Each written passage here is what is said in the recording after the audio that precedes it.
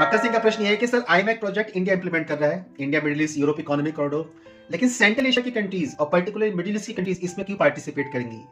तो मैंने मक्खन सिंह, आप किसी को भर भर के पैसा दे सकते हैं, लेकिन जब विषय एग्जिस्टेंस का आ जाएगा तब वो सोचने के लिए विवश हो जाएगा। बोले सर क्या अर्थ है?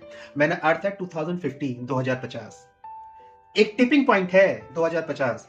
इसके बाद जो कन्वेंशनल एनर्जी रिसोर्सेज हैं, यानी कि क्रूड ऑयल, फॉसिल फ्यूल, इनकी जो डिमांड है बहुत तेजी से रिड्यूस हो जाएगी, ऑलमोस्ट नेग्लिजिबल हो जाएगी अगर हम इसी अप्रोच के साथ आगे की ओर बढ़ते हैं कि हमें ग्लोबल वार्मिंग को टैकल करना है।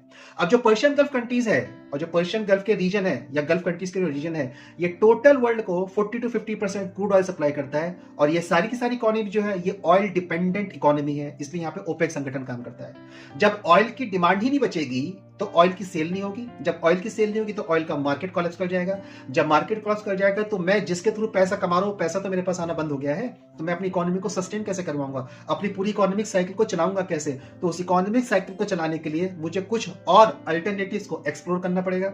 उन अल्टरनेटिव में एक्सप्लोर करने में सबसे बड़े अल्टरनेटिव रह जाता है आपके पास टूरिज्म। यहाँ पे टूरिज्म की बहुत संभावना है और विश्व में जिस देश के लोग सबसे अधिक घूमते हैं वो भारत है, इसलिए भारत के साथ पार्टिसिपेट करना इनका कंपल्शन बन जाता है, क्योंकि ईयर 2040 के बाद फॉसिल फ्यूल्स की डिमांड सब्सटेंशियली रिड्यूस होने वाली है और 2050 का टिपिंग पॉइंट बताया जा रहा है, जहां के बाद से इन सारे गल्फ कंट्रीज की जो इकोनॉमी है वो ऑयल इकोनॉमी से ट्रांसफॉर्म होकर अपने अपने रेस्पेक्टिव अल्टरनेटिव पे शिफ्ट हो जाएगी।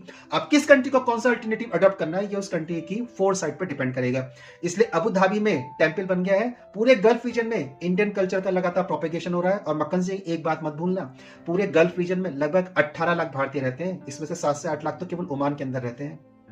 अगर ये भारतीय वहां पर है तो ये अपने कल्चर को प्रॉस्पर करेंगे, वहां पे जो अपने कल्चर को प्रॉस्पर करेंगे तो सारी की सारी gulf countries particularly middle east भी इस बात को समझेगा। और चूंकि टूरिज्म को अट्रैक्ट करना है और कल को मुझे तुझे गल्फ कंट्रीज में घूमने जाना है तो ये कुछ ऐसी अम्यूनिटीज को क्रिएट करेंगे ताकि हम लोग वहां पर घूमने आए। इसलिए अब तुम देखना गल्फ कंट्रीज में शराब, कबाब, शबाब तीनों का शुमार लगातार होगा और कुछ गल्फ कंट्रीज ने तो वहां पर बियर बार और बार बना भी दिए हैं कि आप इस पर्टिकुलर रीजन में मदिरापान कर सकते हैं, जबकि इस्लामिक पद्धति में मदिरापान की अनुमति है नहीं। यह होता है एग्जिस्टेंस। जब एग्जिस्टेंस पे बात आती है ना, जब अस्तित्व बात आती है तो व्यक्ति कुछ भी कर सकता है। इसलिए इस आईमैक प्रोजेक्ट में सारी की सारी गल्फ कंट्रीज पार्टिसिपेट करेंगी इंक्लूडिंग सेंट्रल एशिया, और ये बात यूरोप तक जाएगी क्योंकि यूरोप को भी तो अपने अल्टरनेटिव देखने हैं। वो कब तक सारी डिपेंडेंसी किल करता रहेगा, इस तरह से नए मार्केट का एक्सेस चाहिए, वो इंडिया के साथ सीधे डायरेक्ट कॉन्टेक्ट में आएगा और यूएस और चाइना पर अपनी डिपेंडेंसी कम करेगा। इसलिए सारी की सारी कंट्रीज आईमैक प्रोजेक्ट में पार्टिसिपेट करेंगे और यहीं से इंडिया ग्लोबल साउथ को लीड करेगा। यह है इसके supplementary extra advantages in future international politics. Channel पर बने रहेगा, वीडियोस को लाइक कर लीजिएगा, चैनल को सब्सक्राइब कर लीजिएगा, मेरी वेबसाइट को जो विजिट करिएगा। Thank you.